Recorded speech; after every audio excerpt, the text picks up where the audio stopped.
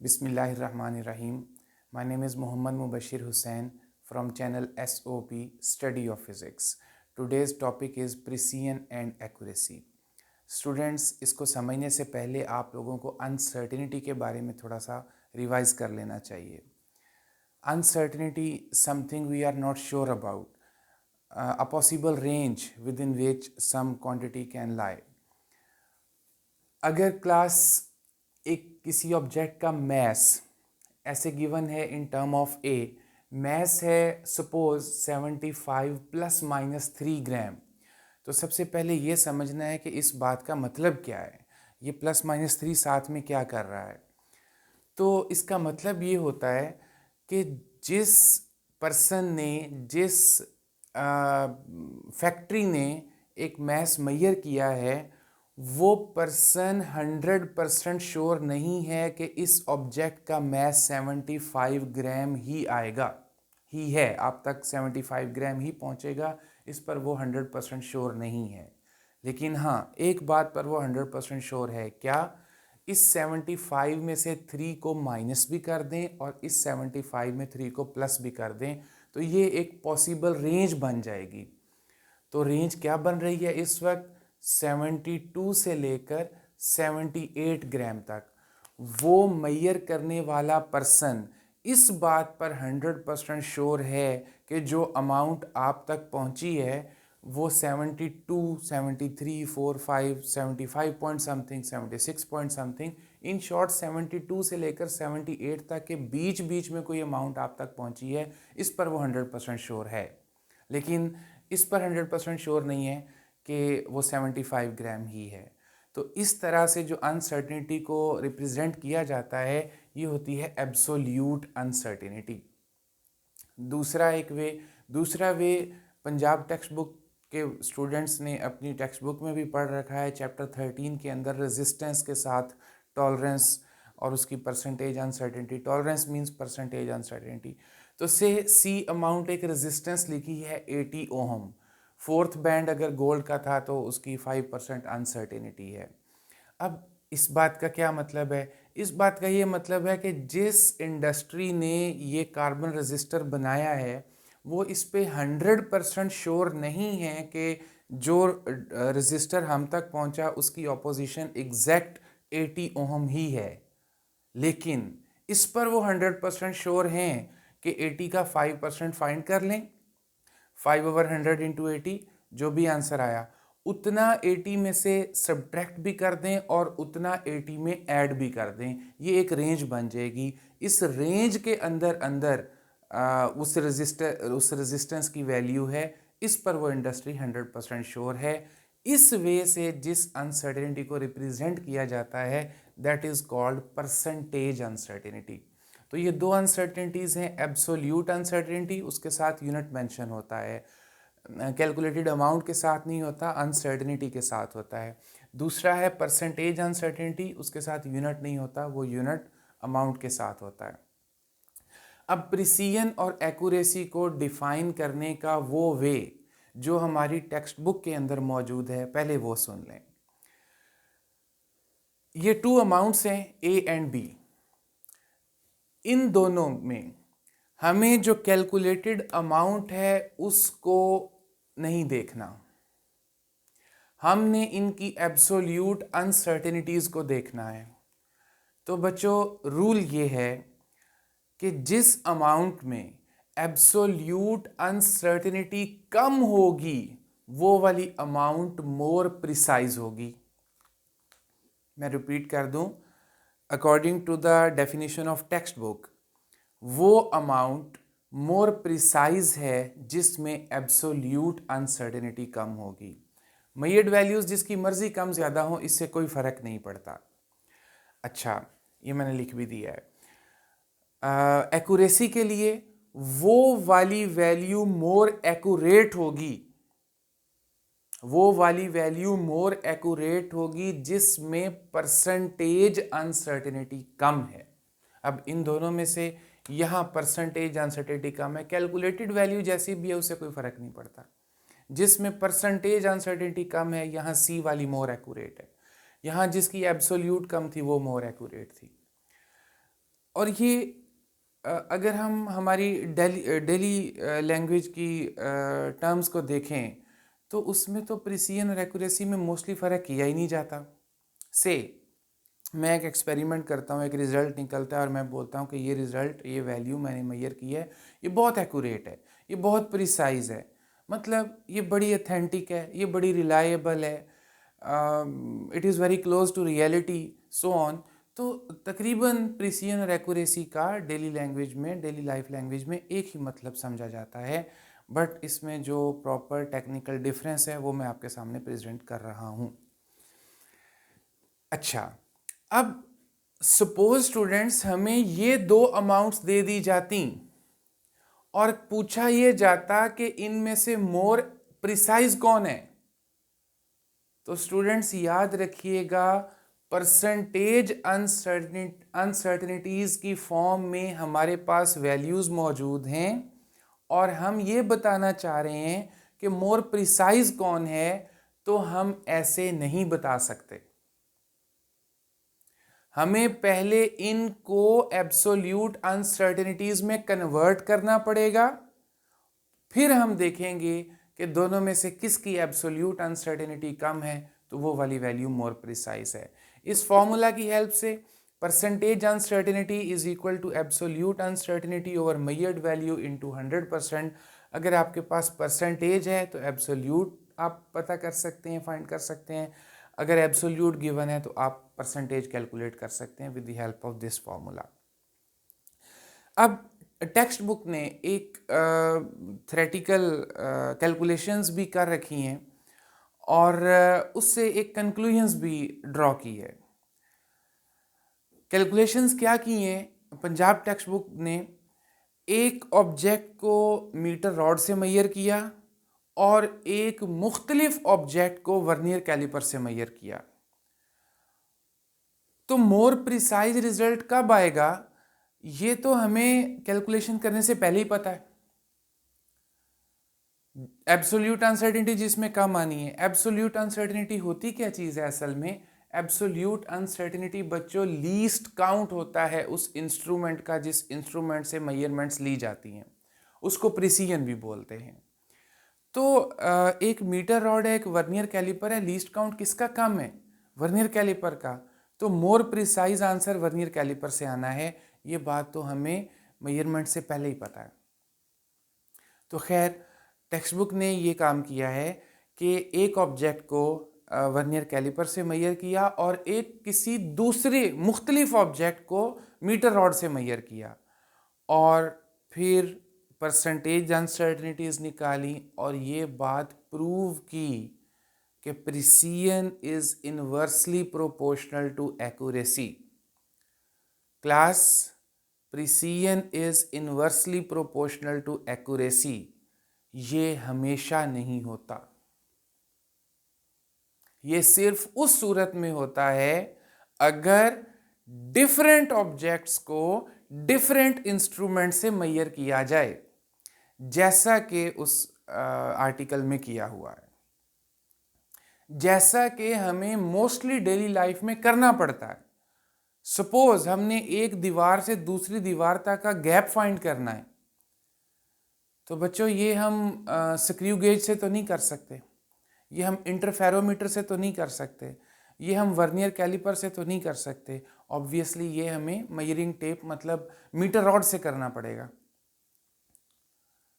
और दूसरी सूरत से हमें एक थिन सी कॉपर वायर का डायमीटर चाहिए, तो वो मीटर रॉड नहीं दे सकता, वो स्क्रू गेज भी नहीं दे पाएगा ठीक से, सॉरी वर्नियर कैलिपर नहीं दे पाएगा, स्क्रू गेज से आ जाएगा।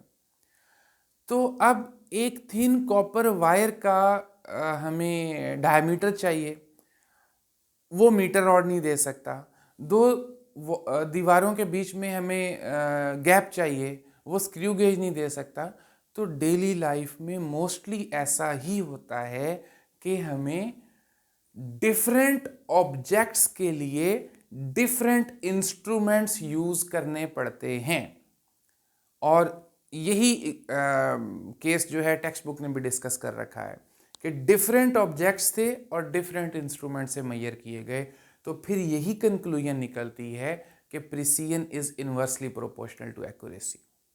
लेकिन सपोज बाय चांस एक ऑब्जेक्ट है, वो एक से ज़्यादा इंस्ट्रूमेंट से उसकी मेजरमेंट ली जा सकती है। लाइक दिस, एक सिलेंड्रिकल ऑब्जेक्ट है, मुझे इसका डायमीटर चाहिए। लेड पेंसिल सपोज कर लें, से कोई लेड पेंसिल, कोई पॉइंटर सपोज कर लें, तो ये डायमीटर स्क्रू गेज भी दे देगा और वर्नियर कैलिपर भी दे देगा। अच्छा, अब ये है कि एक लेड पेंसिल का, एक पॉइंटर का, एक बॉल पॉइंट का डायमीटर मैं एक बार वर्नियर कैलिपर से मेजर कर रहा हूं और एक बार स्क्रू गेज से मेजर कर रहा हूं। अब क्या हुआ, same object is being measured by different instruments. पहले क्या था, different objects and different instruments. अब क्या है, same object and different instruments. तो हम कैलकुलेशंस के बाद देखेंगे कि अब जिस वक्त वैल्यू मोर प्रिसाइज आई थी, उसी वक्त वैल्यू मोर एक्यूरेट भी आई थी। तो स्क्रू गेज से मोर प्रिसाइज वैल्यू आएगी या वर्नियर कैलिपर से?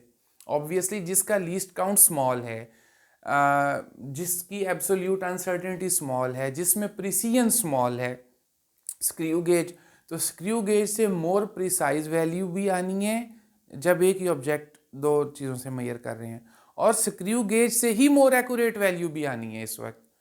तो क्लास हमेशा ऐसा नहीं होता कि प्रिसीजन और एक्यूरेसी में इनवर्स रिलेशन हो, डायरेक्ट भी होता है। दोनों केसेस आपके सामने। ये तो हो गई वो गुफ्तगू, वो एक्सप्लेनेशन जो टेक्स्ट बुक में मौजूद है। अब ज़रा एक और शेड भी देखिएगा तस्वीर का, प्रिसीजन और एक्यूरेसी की एक और सेंस भी समझिएगा। बच्चों, प्रिसीजन एक्चुअली होता ये है कि मैंने स्टेटमेंट भी लिखी है, आप देख सकते हैं। एक एक्सपेरिमेंट किया गया है, कोई सिंपल पेंडुलम का टाइम पीरियड कैलकुलेट किया गया है, कोई रेजिस्टेंस मेजर की गई है, कोई वट एवर, कोई किसी सफ़ियर का वॉल्यूम फाइंड किया गया है, किसी सिलेंडर का डायमीटर फाइंड किया है, वट एवर कोई भी मेजरमेंट की गई है। तो बेटे 3-4 रीडिंग्स ली जाती हैं, फिर उनका मीन लिया जाता है, फिर उसको रिजल्ट उससे बनाया जाता है। तो 3-4 वैल्यूज़ ली गई हैं। अब प्रिसाइज मेजरमेंट का ये मतलब होगा कि वो जो 4 वैल्यूज़ ली हैं, एक स्टूडेंट ने एक प्रैक्टिकल परफॉर्म किया है और 4 वैल्यूज़ ली हैं, फिर उनका मीन लेना है उसने। अब प्रिसीजन ये बताएगा कि क्या वो सारी वैल्यूज़ आपस में क्लोज टू ईच अदर हैं या नहीं। जो एक्चुअल, जो स्टैंडर्ड वैल्यू थी उस ऑब्जेक्ट की, उसको छोड़ें।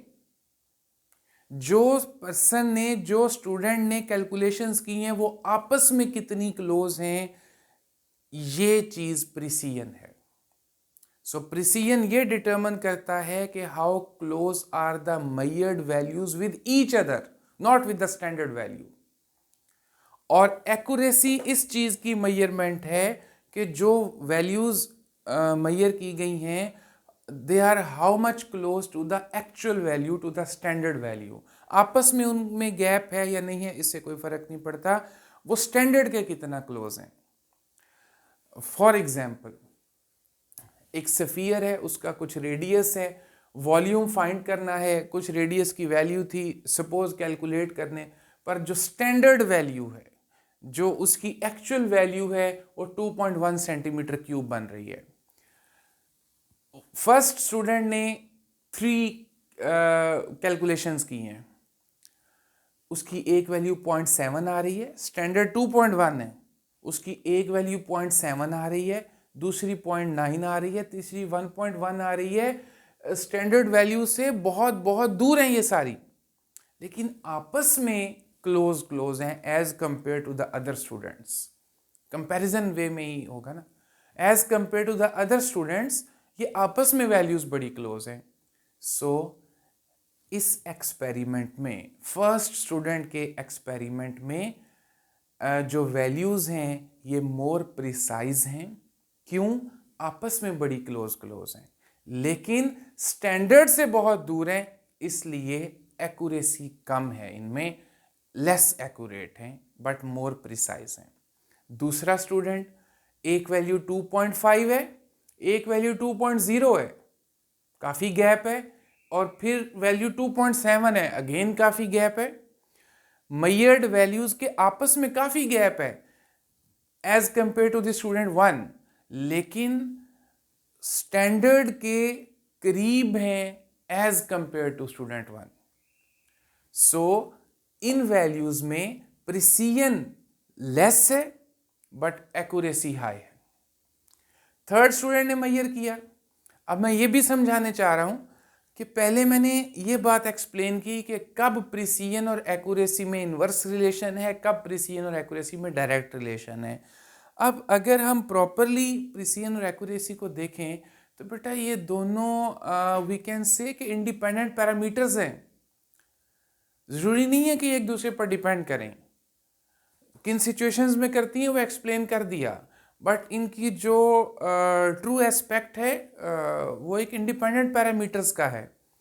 अच्छा, तो यहाँ आपने स्टूडेंट 1 को देखा कि मोर प्रिसाइज बस बट लेस एक्यूरेट, यहाँ देखा लेस प्रिसाइज मोर एक्यूरेट। चलो अभी भी समझ आ रही है कि इन्वर्स रिलेशन सा दिख रहा है, लेकिन यहाँ देखिएगा इसके लिए थर्ड स्टूडेंट है 1.92 एंड 2.1, वैल्यूज आपस में भी बड़ी क्लोज हैं और वैल्यूज स्टैंडर्ड के भी बहुत क्लोज हैं। सो इस कैलकुलेटेड वैल्यू में प्रिसीजन भी हाई है, एक्यूरेसी भी हाई है। फोर्थ स्टूडेंट है, प्रिसीजन भी कम है, एक्यूरेसी भी कम है, स्टैंडर्ड से भी बड़ी दूर हैं और आपस में भी बड़ा गैप है। अच्छा, अब इसी टाइप की एग्जाम्पल को एक और एक्सपेरिमेंट पर भी एक्सप्लेन कर रहा हूँ। डार्ट बोर्ड एग्जाम्पल, एरोज फेंके जाते हैं, तो टारगेट क्या होता है पर्सन का कि इधर सेंटर में एरो आके लगे तब ज़्यादा नंबर मिलते हैं, बुल्स आई पर लगे, सेंटर में आके लगे, ज़्यादा नंबर मिलते हैं। तो स्टैंडर्ड एक्सपेरिमेंट ये होगा कि अगर वो डार्ट, अगर वो एरो यहाँ सेंटर में आके लगा तो वो 100% एक्यूरेसी होगी। अच्छा, ये जो फर्स्ट स्टूडेंट का एक्सपेरिमेंट था उसको रिप्रेजेंट करता हुआ यहाँ पर पर्सन 1 ने क्या किया, 3 एरोज फेंके पर्सन 1 ने, वो तीनों यहाँ लगे आके। बेटा ये तीनों एरोज आपस में तो बड़े क्लोज लगे हैं, लेकिन स्टैंडर्ड वैल्यू से बहुत दूर थे। इट मीन्स कि इस एक्सपेरिमेंट में प्रिसीजन हाई है बट एक्यूरेसी बहुत लो है।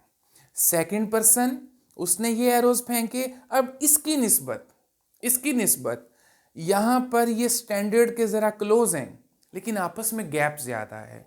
सो यहाँ प्रिसीजन कम है और एक्यूरेसी हाई है। इसको देखें, आपस में भी करीब हैं, स्टैंडर्ड के भी करीब हैं, सो प्रिसीजन भी हाई है, एक्यूरेसी भी हाई है, वहाँ दोनों चीज़ें लो हैं। तो ये बेटा प्रिसीजन और एक्यूरेसी की जो ट्रू पिक्चर है वो आपके सामने है। Thank you.